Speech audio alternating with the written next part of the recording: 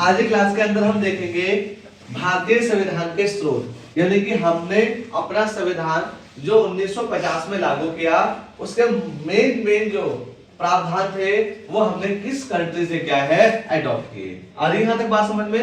ये क्वेश्चन बहुत इंपॉर्टेंट है, एग्जाम में क्वेश्चन दो तरीके से आ सकता है विशंबर बेटा।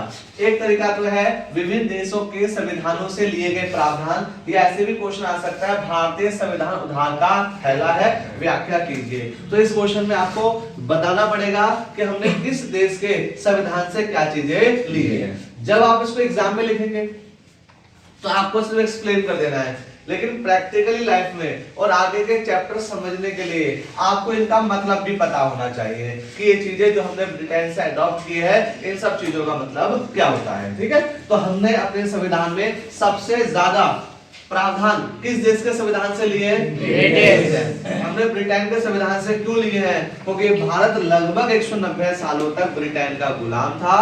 ब्रिटेन ने बहुत सारे प्रावधान पहले से यहाँ लागू किए हुए थे, तो हमने उनको बदलना ठीक नहीं समझा, क्योंकि हमें उनका एक्सपीरियंस था, तो हमने उन्हीं चीजों को आगे क्या कर दिया, एक्सटेंड कर दिया। ठीक है, पक्का बेटा? गुड। तो हमने सबसे पहले लिया ब्रिटेन के संविधान से। तो ब्रिटेन के संविधान से हमने क्या लिया? सर्वाधिक मत के आधार पर जीत का फैसला। क्या लिया? सर्वाधिक मत के आधार पर जीत का फैसला। क्या लिया? सर्वाधिक मत के आधार पर जीत का फैसला। Very good. ये इलेक्शन में एक विधि होती है, इसको इंग्लिश में कहते हैं first past the post system. क्या बोलते हैं? First past the post system. इसमें क्या होता है, बहुत सारे कैंडिडेट इलेक्शन में खड़े होते हैं और उनमें से वो जीत जाता है जिसको बाकियों से ज्यादा वोट मिलते हैं, या फिर जैसे इन्होंने बताया सबसे ज्यादा वोट मिलते हैं। ये चुनाव का एक तरीका है और ये तरीका हमने कहां से लिया है? ब्रिटेन से। क्या होता है इसमें, जो लोग इलेक्शन में खड़े हुए हैं उनमें से जिसको सबसे ज्यादा वोट मिलेंगे वो जीत जाएगा। इसी को हम कहते हैं first past the post system. क्या होता है इसमें? जिसे इलेक्शन में सबसे ज्यादा वोट मिलते हैं वो जीत जाता है। इसे बोलते हैं सर्वाधिक मत के आधार पर जीत का फैसला। अगर हम भारत की बात करें तो स्थानीय शासन में, लोकसभा के इलेक्शंस के अंदर, विधानसभा के इलेक्शंस में हम यही तरीका अपनाते हैं। तो कोई बच्चा बताएगा ये क्या होता है? बताओ बेटा। सर, सार्वजनिक मत के आधार पर जीत का फैसला, इसमें कोई व्यक्ति इलेक्शन में खड़ा होता है और उसे ज्यादा जितने वोट मिलते हैं और वो जीत जाता है तो उसे फर्स्ट पास दी पोस्ट सिस्टम कहते हैं। वेरी गुड बेटा, बिल्कुल सही इन्होंने बताया कि अगर इलेक्शन में 3 कैंडिडेट खड़े हुए हैं, एक को मिला 30% वोट, एक को मिला 30% वोट और एक को मिला 40% वोट, तो जिसको 40% वोट मिले वो क्या है? जीत जाएगा। इसे बोलते हैं जो सबसे आगे वही जीते। सेकंड हमारा है सरकार का संसदीय स्वरूप, पार्लियामेंट्री सिस्टम, है ना?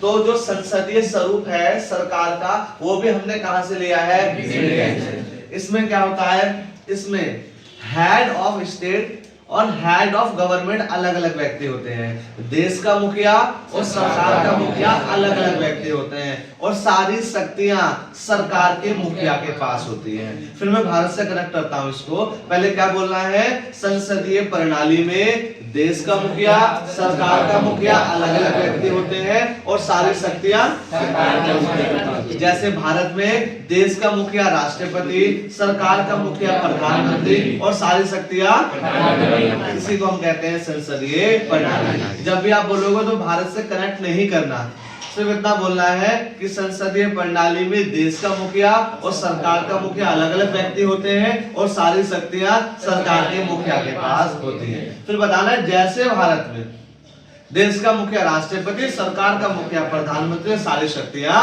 प्रधानमंत्री के पास है। इस सिस्टम को हम कहते हैं संसदीय प्रणाली, संसदीय स्वरूप, और ये हमने कहां से लिया है? ब्रिटेन से। आप में से भी बताएगा संसदीय स्वरूप क्या होता है? संसदीय प्रणाली बताओ बेटा। गुड, आनंद बहुत अच्छा बच्चा है। सर, इसमें वो 2 सरकारें होते हैं, एक सरकार का मुखिया और एक राष्ट्र का, देश का मुखिया। हाँ। और सरकार के मुखिया के पास सारी शक्तियां होती हैं। अब जैसे भारत में, जैसे कि भारत में प्रधानमंत्री के पास सारी शक्तियां और राष्ट्रपति के पास नहीं है। वेरी गुड, बहुत अच्छा, बहुत अच्छा। एक बार क्लैपिंग इनके लिए बेटा। अच्छा, तीसरा पॉइंट है हमारा कानून का शासन। क्या है? कानून का शासन। कानून के शासन से दो बातें निकल कर आती हैं। पहली बात, कानून सबके लिए बराबर है, और दूसरी बात, कानून सबसे ऊपर है। हमारे संविधान में जो मौलिक अधिकार है, समानता का अधिकार, शुरू कहां से होता है? आर्टिकल 14 से। आर्टिकल 14 यही है, कानून का शासन। आपको पता होगा कोर्ट कचहरी में क्या होता है? मूर्ति बनी होती है, इसको न्याय मूर्ति कहते हैं। उसकी आंखों पे पट्टी होती है, हाथ में क्या होता है? तराजू। वो इसीलिए होता है, कानून अंधा होता है, उसे ये नहीं दिखाई देता कि कटघरे में अमीर है या फिर गरीब है, हिंदू है या मुसलमान है, उसे सिर्फ सुनाई देता है। अगर गलत काम किया है तो पनिशमेंट मिलेगी ही। उसी तरीके को रिप्रेजेंट करता है कानून का शासन। कानून के शासन का मतलब दो बातें, कानून सबके लिए समान है, और कानून क्या है? सर्वोच्च है, सबसे ऊपर है। और ये चीज हमने कहां से ली है?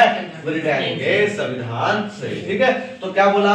कानून के शासन से कितने बातें निकल कर आती है? दो बातें। कोई बच्चा बताएगा कानून के शासन का क्या अर्थ होता है? वेरी गुड, खड़े हो जाओ बेटा। सर, कानून का शासन है, हाँ, और कानून सबसे सर्वोच्च है। वेरी गुड बेटा। ठीक है, तो इन्होंने बिल्कुल सही बताया कि कानून के शासन से दो बातें निकल के आती है। सबसे पहला, बैठ जाओ बेटा, कानून सबके लिए बराबर है, और दूसरा, कानून सबसे ऊपर है। अगला पॉइंट, विधायिका में अध्यक्षपद। विधायिका मतलब होता है संसद। विधायिका मतलब संसद। देश में व्यवस्था का वह अंग जिसका काम होता है विधि बनाना। विधि का मतलब होता है कानून बनाना, और कानून बनाना काम किसका है? संसद का। तो विधायिका लेजिस्लेचर, इसका मतलब होता है संसद यानी कि पार्लियामेंट। ठीक है, तो विधायिका में अध्यक्ष पद, पहले इतना समझना है आपको। ठीक है, विधायिका में अध्यक्ष पद। वेरी गुड बेटा। संसद में तो आपको पता है संसद के सदस्य होते हैं जिनको हम सांसद कहते हैं, और आपको पता होना चाहिए संसद में किसी भी सांसद के द्वारा कुछ भी कहने पर उसके खिलाफ कोई कानूनी कार्रवाई नहीं होगी। अब इससे पता है क्या होगा?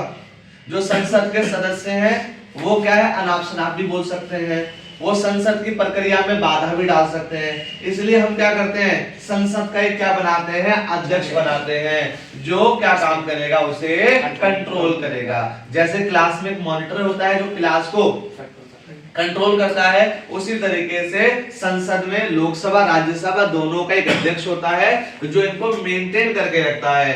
कौन सा सदस्य कब क्वेश्चन पूछेगा ये पावर देता है कौन? अध्यक्ष। लोकसभा का अध्यक्ष कौन है? ओम बिरला। क्या नाम है? ओम बिरला। और राज्यसभा का जो अध्यक्ष होता है उसको सभापति कहते हैं, जो उपराष्ट्रपति है। जो कौन है इस समय? जगदीप धनखड़। वेरी गुड बेटा, सब बच्चों को लगभग पता ही है कि जगदीप धनखड़। यहाँ तक समझ में आ गया? दूसरा, उसकी भूमिका मोस्ट इंपोर्टेंट चीज है, बहुत कम बच्चों को पता होती है। अध्यक्ष को वोट देने का राइट नहीं होता। अध्यक्ष को वोट देने का राइट नहीं होता। अध्यक्ष केवल जब ही वोट देगा जब कोई बिल 50-50 पे फंस जाएगा, उसी समय वोट देगा। जब कोई बिल 50-50 में फंस जाएगा आई, और उस मत को बोला जाएगा निर्णयकारी मत, क्योंकि अब यही वोट डिसीजन लेगा। एग्जाम्पल, लोकसभा के अंदर 543 मेंबर्स हैं। मान लीजिए वोटिंग के समय 500 वहां पर प्रेजेंट है। 250 कहते हैं यस एंड 250 क्या कहते हैं नो। बिल किस पे फंस गया? 50-50। यही केवल एक ऐसी कंडीशन है जब कौन वोट देगा? स्पीकर वोट देगा, अध्यक्ष वोट देगा, अदरवाइज अध्यक्ष को वोट देने का राइट नहीं है। अब अध्यक्ष को बोलेगा, जहां अध्यक्ष ने यस बोला वहां कितना हो जाएगा? 251, वो बात मान ली जाएगी। उसने बोल दिया नो, तो वहां कितना हो गया? 251, वो बात मान ली जाएगी। यही कंडीशन है जब अध्यक्ष को वोट देने का राइट होता है। और क्या बोलते हैं इस वोट को?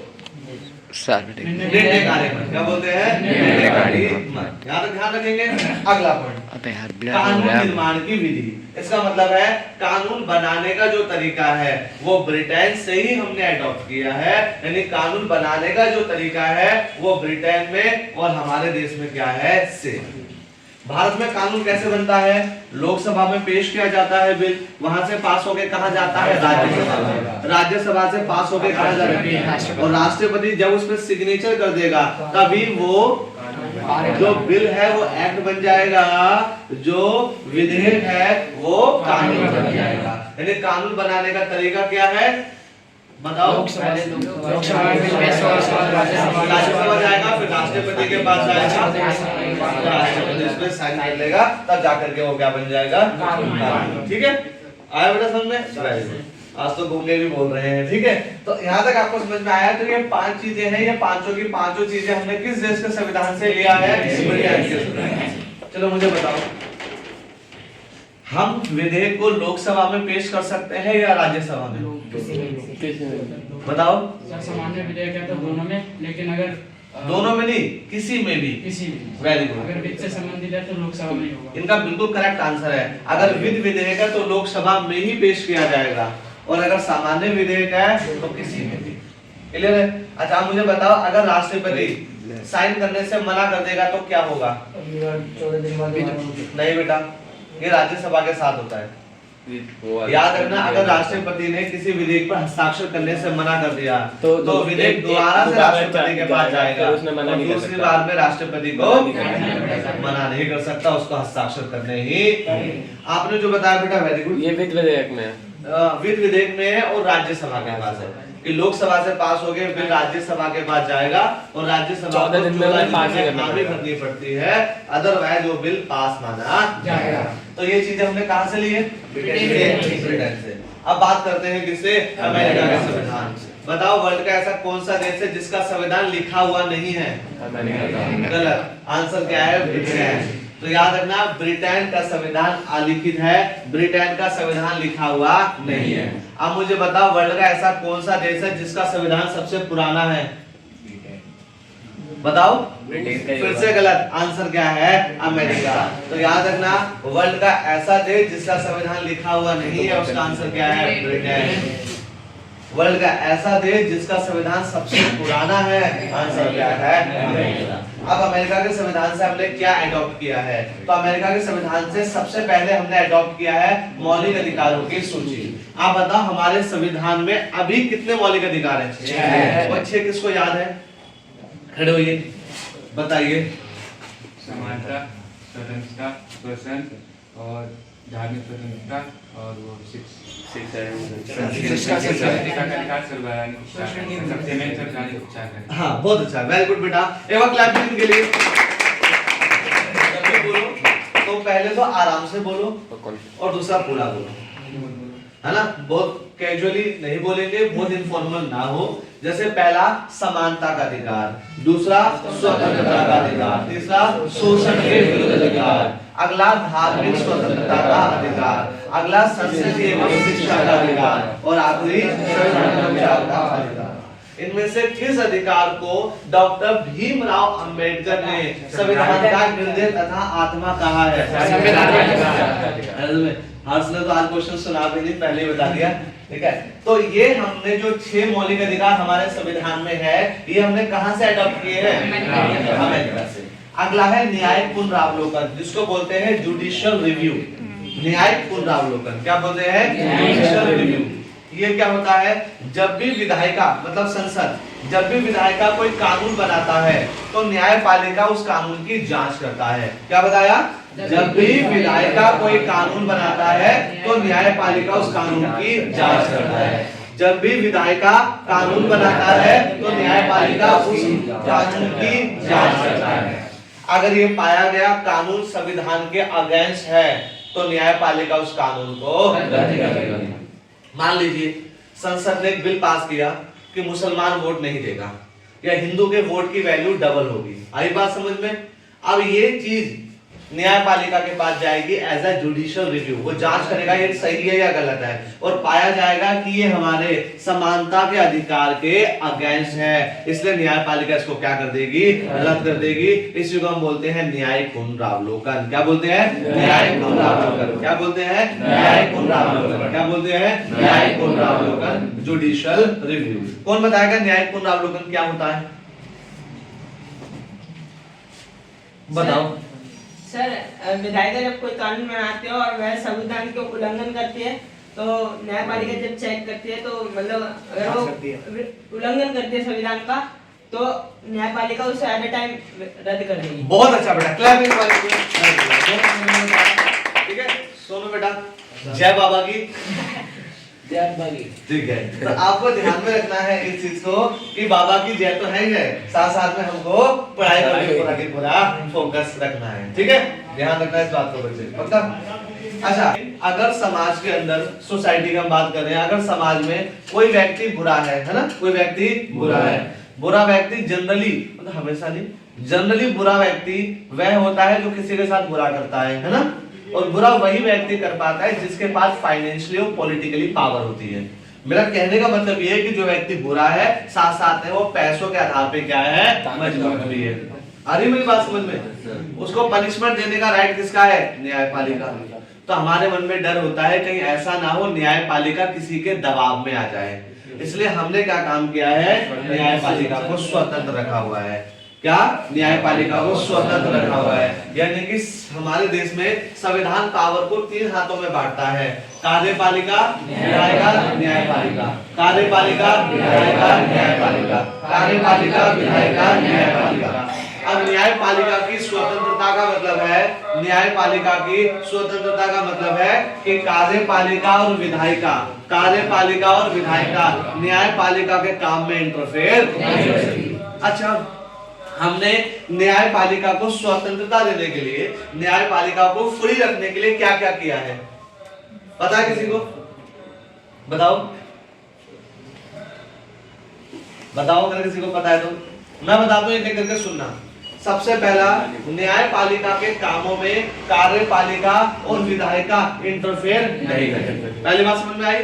दूसरी चीज, जब जो जजेस होते हैं उन्हें जब अपॉइंट किया जाता है, जजेस को अपॉइंट किया जाता है, तो उनको सैलरी या फिर उनको कितने दिनों के लिए छुट्टी दी जाएगी, कितना उनको बोनस दिया जाएगा, कितना उनको रिटायरमेंट पेंशन मिलेगा, कितना उनके लिए इलेक्ट्रिसिटी बिल जो है वो फ्री है, कितना उनके लिए टूर फ्री है, रहने के लिए उनको बंगला दिया जाएगा, इन सबको कहते हैं सेवा शर्तें। क्या बोलते हैं? सेवा शर्तें। उनकी नियुक्ति के बाद उनको दिए जाने वाले वेतन में कटौती नहीं की जा सकती। तीसरा, आपको पता है भारत में 1 रुपया भी अगर खर्च होगा तो उसके लिए किसकी सहमति जरूरी है? संसद की। किसकी जरूरी है? संसद की। लेकिन न्यायपालिका को वेतन देने से पहले संसद से पूछा नहीं जाएगा।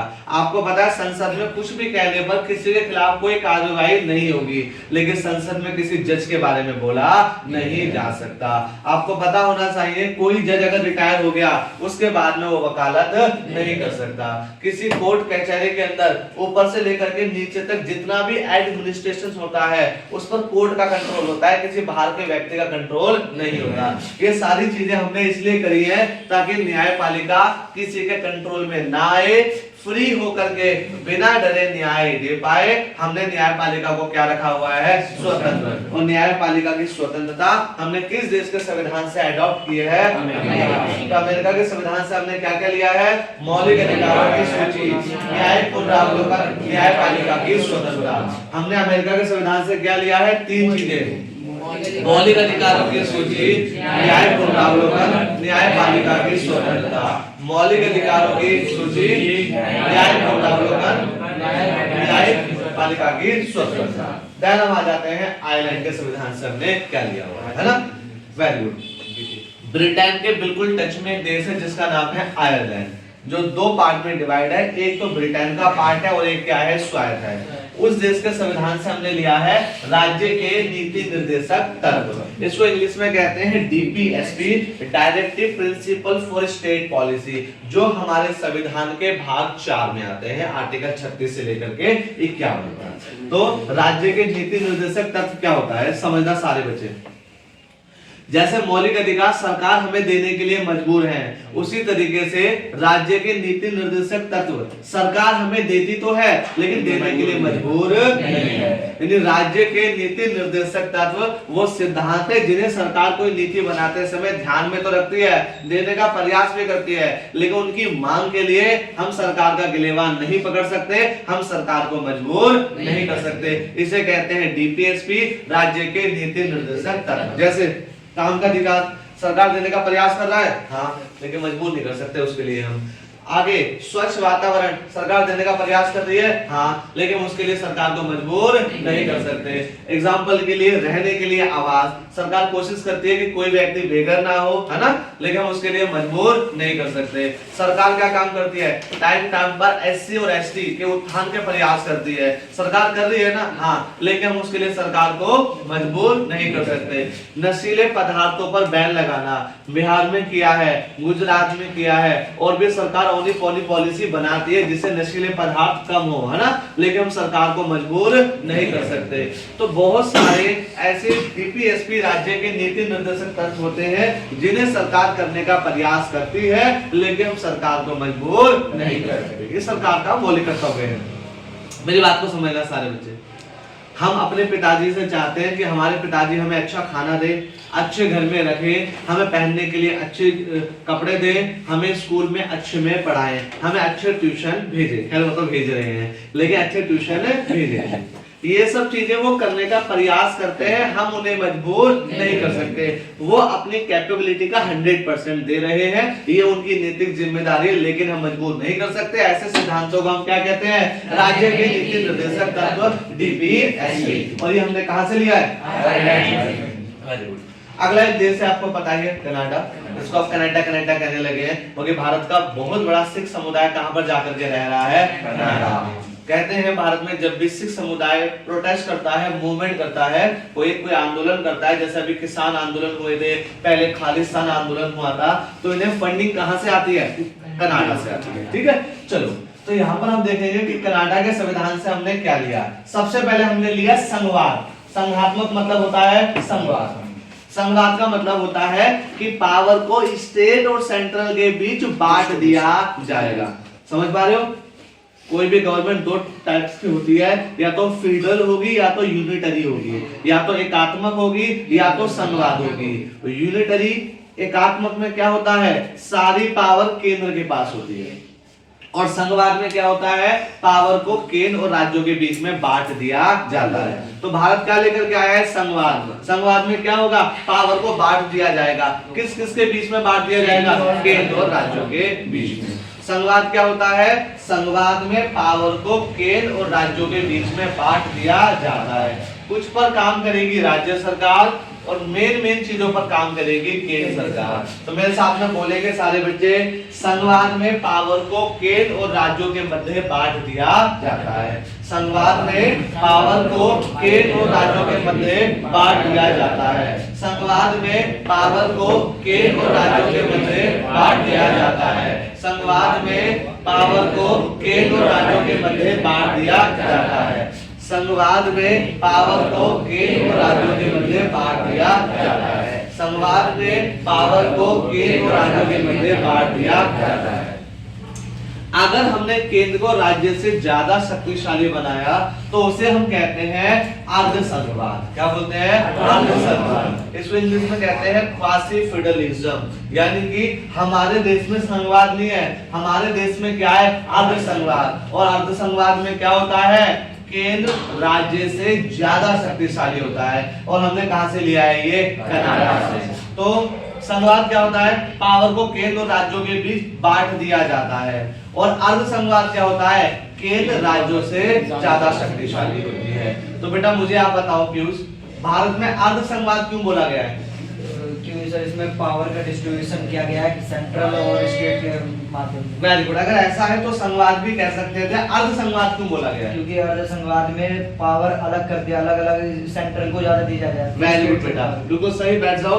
बिल्कुल सही इन्होंने बताया कि अर्ध संघवाद में क्या होता है, सेंट्रल ज्यादा पावरफुल होता है किससे, याद रखोगे। अगला, आविष शक्तियों का प्रावधान। अगर देश के अंदर पावर को डिस्ट्रीब्यूट किया जाएगा, अगर देश में पावर को डिस्ट्रीब्यूट किया जाएगा तो उसके लिए सूची बनाई जाती है। क्या बनाई जाती है, सूची। हमारे संविधान की 7वीं अनुसूची में 3 लिस्ट बनाई हुई है, जिनमें से एक तो है यूनियन लिस्ट, एक है स्टेट लिस्ट और दूसरी है कंट्रोल लिस्ट। 3 लिस्ट हो गई है। इसका मतलब है एक तो है संघ सूची, राज्य सूची, समवर्ती सूची। कौन कौन सी, संघ सूची, राज्य सूची, समवर्ती सूची। संघ सूची, राज्य सूची, समवर्ती सूची। जिन विषयों का वर्णन तीनों सूची में नहीं है उसे कहते हैं आविष्ट शक्तियां। जैसे साइबर क्राइम, जिन विषयों का वर्णन तीनों सूची में नहीं है उसे क्या बोलते हैं? आविष्ट शक्तियां। ये केंद्र को सौंपी गई है, कनाडा में भी और भारत में भी। इसे बोलते हैं अवशिष्ट शक्तियों का प्रावधान। क्या होता है इसमें? जिन विषयों का वर्णन तीनों सूची में नहीं है वो किसको सौंपी गई है? केंद्र को। ऐसा कनाडा में भी है और ऐसा कहां है? भारत में भी है। Very good. अब आ जाते हैं सोवियत संघ। सोवियत संघ पहले एक देश था, यूएसएसआर जिसको कहते थे, बाद में जाकर के ये टूट गया। समझ रहे? Romania, Bulgaria, Estonia, Latvia, Lithuania, Belarus, Ukraine, Kyrgyzstan, Tajikistan, Uzbekistan, etc ऐसे देशों को मिला करके, ऐसे 15 देश थे, ऐसे 15 देशों को मिला करके क्या बना था? सोवियत संघ। 25 दिसंबर 1991 को ये वापस टूट गया। रोमानिया एक अलग देश है, बल्गारिया एक अलग देश है, आज के समय अलग अलग हो गए हैं। आज इसे क्या कहते हैं हम? रूस। यहां तक समझ में आया? जब ये सोवियत संघ था उस समय हमने इसके संविधान से एक चीज उठाई जिसे हम कहते हैं मौलिक कर्तव्य। मौलिक कर्तव्य का मतलब अधिकार किसकी जिम्मेदारी है? सरकार की। अगर तुम्हारी जिम्मेदारी क्या खाना और सोना ही है क्या? Very good. नागरिक होने के नाते हमारे देश के प्रति कुछ कर्तव्य है, उन्हें हम कहते हैं मौलिक कर्तव्य। इसे इंदिरा गांधी ने 1976 में सोवियत संघ के संविधान से उठाया और 42वें संशोधन के तहत हमारे संविधान में ऐड कर दिया आर्टिकल 51A में। कहां पे? Article 51A। कहां पे? आर्टिकल 51A में। ये बातें ध्यान रखना सारे बच्चे। अब मौलिक कर्तव्य क्या है? अरे नागरिक हो ना भारत के, तो जैसे बच्चा होने के नाते माता पिता के प्रति आपके कर्तव्य हैं, एक स्टूडेंट होने के नाते स्कूल और कोचिंग के प्रति आपके क्या कर्तव्य है? क्या नहीं लगता मुझे कुछ मानते हो आप? उसी तरीके से नागरिक होने के नाते आपके देश के प्रति कुछ क्या है? कर्तव्य है, उसे हम कहते हैं मौलिक कर्तव्य। जैसे हमारे जो राष्ट्रीय प्रतीक हैं, राष्ट्रीय पक्षी है, राष्ट्रीय पशु है, राष्ट्रीय ध्वज है, राष्ट्रीय गान है, राष्ट्रीय गीत है, उनका क्या है? हमें आदर करना चाहिए, संविधान का पालन करना चाहिए, समाज में बंधुत्व की भावना फैलाना चाहिए। मतलब लड़ाई झगड़ा नहीं फैलाना चाहिए, हमें बताना चाहिए कि एक दूसरे के सुख दुख में काम आना चाहिए। समझ पा रहे हैं? साथ साथ के अंदर हमें क्या काम करना है? अपनी मेंटलिटी को वैज्ञानिक करना है। वैज्ञानिक का मतलब है फालतू के कर्म कांडों में हमें नहीं फंसना। जैसे अभी कोविड हो गया तो सबको पता है कोविड एक क्या है? बीमारी है, लेकिन लोग उसका दूसरा तरीका सोचने लगे, लोग हवन कराने लगे कि हवन कराने से क्या है? जो कोविड है वो ठीक हो जाएगा। तो हम किसमें फंसे हुए हैं? कर्म कांडों में क्या है? फंसे हुए हैं। कई बार क्या होता है? बारिश नहीं हो रही होती तो गांव कुंड में भी लोग क्या काम करते हैं? मेढक और मेढी जी की शादी करा देते हैं कि उससे क्या होने लग जाएगी? बारिश होने लग जाएगी। तो क्या हमारा जो दिमाग है वो वैज्ञानिक है? नहीं है। जो बच्चा पूरी साल नहीं पढ़ा उसे लगता है कि वो जाते वक्त अगर 2 चम्मच दही खा के चला जाएगा तो एग्जाम में क्या हो जाएगा? पास हो जाएगा। 4 चम्मच अगर खा लिया तो वो टॉप कर जाएगा। और अगर मान लो उसने दही खाने के साथ साथ में टीचर के लिए भी दही ले गया तो साथ साथ में टीचर का काम करेगा, उसको अपनी जगह बिठा देगा, भाई ले तू ही संभाल ले, मैं तेरी तरह एग्जाम दे देता हूँ। तो इस बात को समझना, हमें अपने दिमाग को वैज्ञानिक बनाना है। ये भी क्या है? हमारा मौलिक कर्तव्य। एक मौलिक कर्तव्य हमारे पेरेंट्स का भी है, एक मौलिक कर्तव्य हमारे पेरेंट्स का भी है, वो ये है गार्जियन होने के नाते, गार्जियन होने के नाते उन्हें कम से कम हमें प्राइमरी एजुकेशन तो देनी चाहिए। हाँ, प्राइमरी क्यों? क्योंकि यहाँ पे फ्री है वो, समझ रहे? मान लीजिए उसके बाद प्राइमरी एजुकेशन देने के लिए आपके पास पैसा वैसा नहीं है, चलो मान लिया, लेकिन प्राइमरी एजुकेशन देना तो हमारे लिए फ्री है। आरटीई राइट टू एजुकेशन के तहत प्राइमरी एजुकेशन हमारे लिए मुफ्त भी है और अनिवार्य भी है। तो हमारे गार्जियन का एक कर्तव्य बनता है कि हमें कम से कम। अच्छा मुझे कोई बताएगा टोटल मौलिक कर्तव्य है कितने? 11। कितने? 11। किसने बताया 11 पहले? वेरी गुड, सही आंसर है 11। मौलिक कर्तव्य पहले 10 थे, बाद में एक ऐड हुआ यही वाला कि हमारे गार्जियन का कर्तव्य कि हमें पढ़ाया आरटीई के तहत, तब से हमारे मौलिक कर्तव्य कितने हो गए हैं बेटा? 11 हो गए हैं। तो इस तरीके से जो मौलिक कर्तव्य वाला प्रावधान है वो हमने किस देश के संविधान से लिया है? सोवियत, जैसे अभी क्या कहते हैं? रूस कहते हैं। याद रखोगे? Very good. रूस की राजधानी क्या है? मॉस्को। क्या है? मॉस्को। और जब सोवियत संघ था तो सोवियत संघ की राजधानी क्या थी? रूस। क्या थी? रूस। अगला है फ्रांस। आपको पता है देश है फ्रांस। क्या देश का नाम क्या होता है? फ्रांस। याद रखोगे सारे बच्चे? फ्रांस में 1 7 8 9 1789 1789 में विश्व की दो बड़ी घटनाएं हुई थी। दो बड़ी घटना, एक तो वर्ल्ड का सबसे पुराना संविधान बना था। वर्ल्ड का सबसे पुराना संविधान 1789 में बना था। किसका था? अमेरिका का। अभी बताया भी था, वर्ल्ड का सबसे पुराना संविधान अमेरिका का बना था 1789। और इसी समय हुई थी फ्रेंच रिवॉल्यूशन, फ्रांस की क्रांति, जो शायद आपने छोटे क्लासेस में पढ़ा होगा, फ्रांस की क्रांति। तो फ्रांस की क्रांति में क्रांतिकारियों ने नारा दिया था समानता, स्वतंत्रता, बंधुत्व का नारा। क्या नारा दिया था? समानता, स्वतंत्रता, बंधुत्व का नारा फ्रांस में दिया था। क्रांतिकारियों ने दिया था 1789 फ्रेंच रिवॉल्यूशन के टाइम पे दिया था। ये हमने वहां से अडॉप्ट किया है। क्या करा है? वहां से अडॉप्ट किया है कि हम अपने देश के नागरिकों को समानता देंगे, स्वतंत्रता देंगे और उनमें बंधुत्व की भावना पैदा करेंगे। बंधुत्व की भावना क्या होता है? भाईचारा, एक दूसरे के सुख और दुख के अंदर साथ देना। आपको तो अलग ही होता है, क्या दोस्त को कोई दुख हो जाता है तो गायब, और बर्थडे आने लग जाता है तो उससे पहले शुरू हो जाते हैं bye party, bye party, bye party. कोई बात नहीं, कुछ है बाकी। तो आपको ध्यान में रखना है कि समानता, स्वतंत्रता, बंधुत्व का सिद्धांत हमने किस देश के संविधान से लिया? आपको फ्रांस से लिया है बेटा। तो आपको बेटा ये भूलना नहीं है किसी भी हालत में, आपको ये भूलना नहीं है किसी भी हालत में। ये क्या चीजें हैं? ये वो चीजें हैं जो हमने दूसरे देशों के संविधानों से अडॉप्ट की है। ठीक है, क्वेश्चन कैसे आएगा?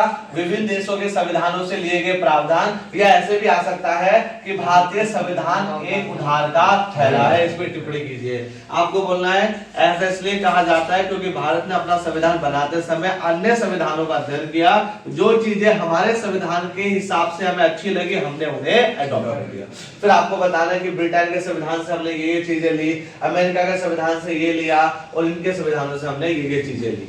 अब गौर से सुनना, एग्जाम में आपको केवल ये चीजें लिखनी है, इनको एक्सप्लेन नहीं करना है, लेकिन प्रैक्टिकली लाइफ में और आगे के चैप्टर समझने के लिए आपको इन सब का मतलब भी पता होना चाहिए, क्योंकि सारी की सारी चीजें आगे जाकर के बिखर जाती हैं और अलग अलग चैप्टर्स में आती हैं। जैसे राज्य के नीति निर्देशक तत्व अगले चैप्टर में ही है। संघवाद वाला ये जो कॉन्सेप्ट है ये हमारा 7वां चैप्टर है, जो संघवाद उसमें है। मौलिक कर्तव्य हमारा 2nd चैप्टर के अंदर ही है। मौलिक अधिकार वाला भी हमारा 2nd चैप्टर में ही है। ये हमारा न्यायपालिका वाले चैप्टर्स में आता है। ये जो हमारा टॉपिक है ये हमारा विधायिका वाले चैप्टर में आता है। ये कार्यपालिका वाले चैप्टर्स में आते हैं। तो ये चीजें समझनी जरूरी है, आगे वाले चैप्टर्स के क्या है? ये बेस है।